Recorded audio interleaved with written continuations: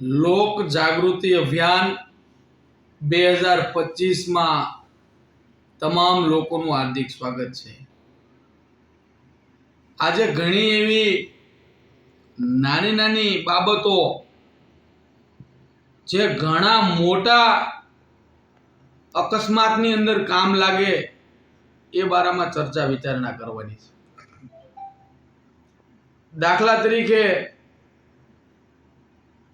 જ્યારે કોઈ અકસ્માત થાય તો ઘણી બાબત અમે વિચાર્યું કે ઘણી જગ્યાએ જતા હોય તો કોઈ પણ પ્રકારના સમાજના લોકો કે અન્ય સર્વ સમાજના લોકો પોતાનો ફરજિયાત વીમો લેતા નથી। આજે અનેક એવી નોર્મલ વીમા પોલિસી ભરવાની હોય। દાખલા તરીકે તમે બેંકની અંદર કે પોસ્ટ ઓફિસની અંદર જાઓ તો 125 રૂપિયા ભરવાથી તમને લાખો રૂપિયાનો તમારા વ્યક્તિગત વીમો મળતો હોય, પણ આપણે આમ રોજ બરોજમાં હજારો રૂપિયાનો ખર્ચો કરી નાખી પણ વીમો લેતા નથી। સામાન્ય એકદમ 50,000નું મોટરસાયકલ લ્યો, 50,000નો મોબાઈલ લ્યો કે કોઈ પણ વસ્તુ લ્યો તો એનો ફરજિયાત વીમો લ્યો છો, પણ આ માનવ શરીર એનું કોઈ ગેરંટી નથી, એનો તમે વીમો લેતા નથી। જેથી કરીને તમામ લોકોએ ફરજિયાત વીમા પોલિસી લેવી। જે બેંકની અંદર 125 રૂપિયા કપાવવા કે પછી એનાથી ઊંચામાં થોડો 350 રૂપિયા કપાવવા, જે 12 મહિનાની પોલિસી હોય છે જે ફરજિયાતપણે વીમો લેવા તમામને વિનંતી। બીજી બાબત કે જ્યારે કોઈ સાથે ઝઘડો થાય ત્યારે તમને મારવામાં આવે કે કોઈ બનાવ બને ત્યારે સમાજના વ્યક્તિ કે અન્ય આગેવાનો દ્વારા એ બાબતને ન્યાય તમે પતાવી દેતા હોય છે, પરંતુ જ્યારે પોલીસ સ્ટેશને વાત જાય, પોલીસ તમારી વાત ન સાંભળે તો 100% જાગૃત બની એની અંદર જે કાંઈ ઘટના બની હોય એમાં 100% તમારે FIR કરાવવાની, પોલીસ સ્ટેશનની અંદર ફરજિયાત ગુનો દાખલ કરાવવાનો, જેથી કરીને તમારા ઉપર ફરીવાર આવી ઘટના ન બને।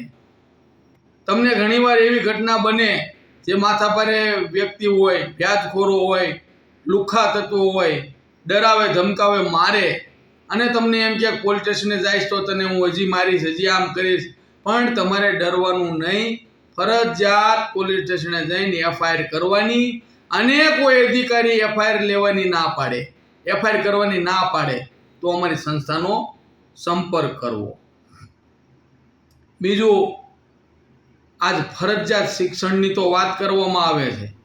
ગુજરાતના લગભગ 60%થી વધારે લોકો 100% શિક્ષણ લે છે, પણ હાલની વર્તમાન સરકાર પાસે એવી કોઈ યોજના નથી દરેક શિક્ષિત લોકો માટે નોકરીની વ્યવસ્થા કરી આપે, જેથી કરીને તમામ યુવા વર્ગોએ ઔદ્યોગિક તરફ એટલે કે નાના મોટા ધંધા રોજગાર તરફ 100% વળવું જોઈશે।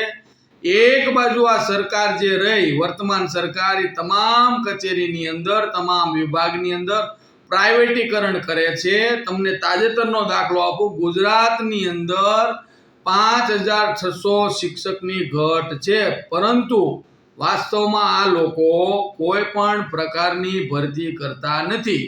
તો આપણે 100% શિક્ષણ લઈ લીધું, હજારો લાખો રૂપિયાનો ખર્ચો કરી નાખ્યો, તો હવે શું કરવાનું? તો હવે આપણે ઔદ્યોગિક તરફ વાળવું જોશે, આપણે ઉદ્યોગ તરફ વળવું પડશે। આપણે શિક્ષણ તો લઈ લીધું પણ ઉદ્યોગ પણ કરવો જોશે, જેથી કરીને રોજગારી મેળવી શકાય। બીજી બાબત, ગુજરાતની અંદર આજ મોટા મોટી કફરી કોઈ હાલત હોય, સામાન્ય ગરીબ 50 વર્ગના લોકો સરકારી અને ખરાબ પડતર જમીનની અંદર પોતાને રહેવા માટે 100 વારના પ્લોટની અંદર વસવાટ કરતા હોય, જે વાળેલું હોય, પણ ખરેખર તો હિન્દુસ્તાનનો જે મૂળ નિવાસી નાગરિક છે, ગુજરાતનો નાગરિક છે, સરકાર ખુદ પોતે જ કહેવાય। એટલે સરકાર પાસે એક એવી પણ માંગણી આપણે મેકવા જઈ રહ્યા છીએ, જ્યાં જે ગરીબ 50 વર્ગના લોકો વસવાટ કરે છે ત્યાં એ લોકોને 100 વારનો પ્લોટ આપી દેવો જોઈએ। બીજી વાત, આજ 100% હિન્દુસ્તાનના નાગરિકો નાનામાં નાના બાકસથી માંડીને મોટા મોટા વિમાન સુધીનું ટેક્સ ભરે છે, પણ સુવિધાના નામે ઝીરો છે. તમામ પ્રકારનો ટેક્સ તો નીચોડ વાળીને તમે લઈ લો છો, પણ જ્યારે પબ્લિકને આપવાની વાત આવે, સર્વિસ આપવાની વાત આવે, રોડ રસ્તાની વાત હોય કે પછી કોઈ નોકરી ધંધા રોજગારની વાત હોય કે પછી આ મોંઘવારી બેરોજગારીની વાત હોય, ત્યારે સરકાર માત્ર ને માત્ર લોકો પાસે ટેક્સ લે છે પણ સર્વિસ આપતા નથી. જેથી કરીને અમારી એ પણ માંગણી છે કે 100% અમારી પાસે તમે ટેક્સ લો છો તો સર્વિસ પણ 100% આપો. આજ તમે રોડ ટેક્સ 100% લ્યો છો, રોડ રસ્તાના ઠેકાણા નથી. ગામની અંદર રહેણાંક મકાન ધરાવતા હોય તો તમામ પ્રકારના વેરા લ્યો છો, ગટરની સુવિધા નથી, પીવા માટે પાણી નથી, ગામની અંદર સ્ટ્રીટ લાઇટ નથી, ગામની અંદર રોડ રસ્તા સાફ સફાઈ નથી, ગામની અંદર પીવા માટે પાણીના ટાંકા નથી, કે બાળકોને રમવા માટે ક્રિકેટના મેદાન નથી, કે પછી વડીલો વૃદ્ધોને